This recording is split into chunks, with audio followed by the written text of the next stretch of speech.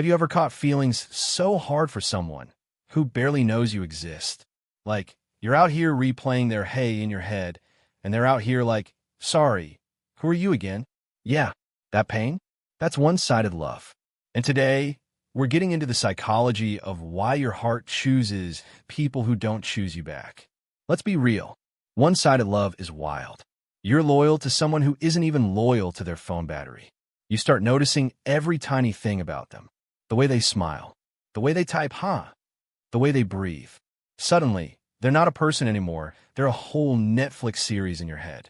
So why does this happen? First big reason, your brain loves unfinished stories. Psychologists say the mind gets more obsessed with things it can't complete. That's why you can forget a whole movie, but never forget a crush who gave you mixed signals. When someone doesn't fully choose you, your brain goes, wait, we didn't finish this. And boom, you're emotionally stuck on episode 1 for 6 months. Second reason, you're not in love with them. You're in love with the idea of them. Let's be honest. Half the time, you don't even really know this person. But in your head, they're perfect. Your mind fills in the blanks. You turn basic respect into romance. You turn one compliment into a future wedding speech. They said, take care. Your brain said, we're basically married. Third reason, one-sided love gives you emotional dopamine without real risk. Real relationships are scary. You can get rejected. You can mess up. You can get hurt. But one-sided love, it's safe.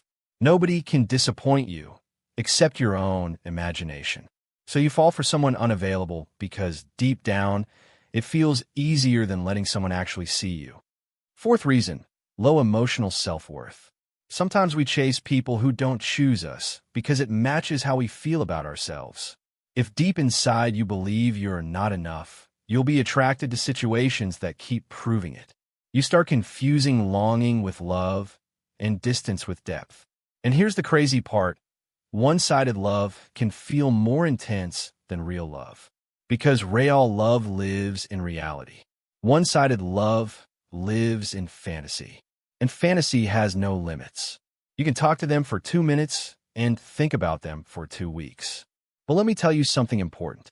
If someone only exists in your mind, they don't get to control your heart. Because real love isn't confusing. Real love doesn't make you feel invisible.